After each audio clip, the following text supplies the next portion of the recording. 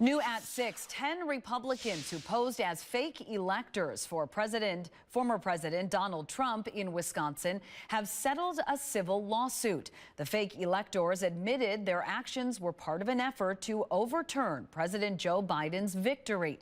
The case was set to go to a jury trial in September of 2024, 2 months before the presidential election.